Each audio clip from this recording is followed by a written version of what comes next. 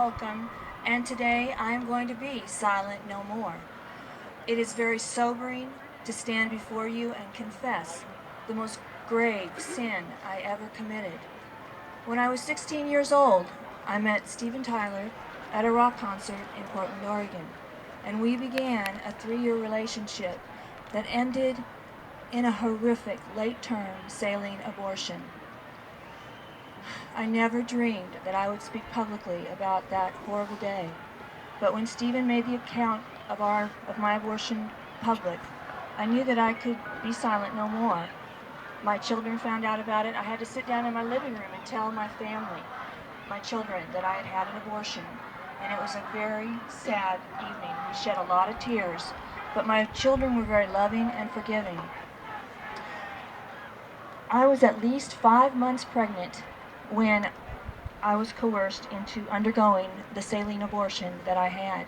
I was in the hospital. I was recovering from a fire that had nearly claimed my life.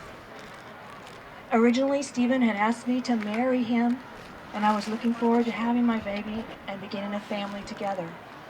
While I was in the hospital, he came to me and said that I needed to have an abortion now. He said it had to happen before I left the hospital. I had never stood up to Steven before, but I resisted him for hours. I told him that it was an unfair thing to come and ask me to have an abortion while I was barely recovered from a terrible fire. I told him that I wanted my baby, and that even if he didn't want to marry me, I still wanted to keep my child. Eventually, he put the choice between him and my baby.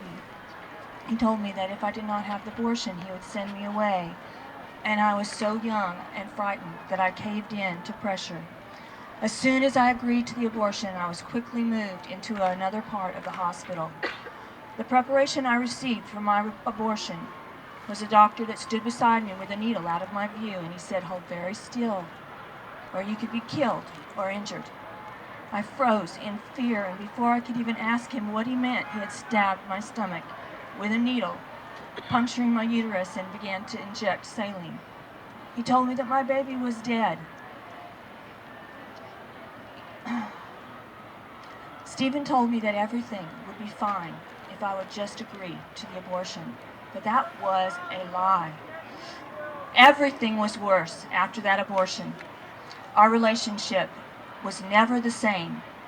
I could never look at him again without remembering what he had coerced me into doing and my baby that I had lost. And I don't think he ever could look at me again without remembering what he had done. He told me later that he was racked with guilt, that he regretted what he had done, just as I did, and that he dreaded what God would do to him because of my abortion.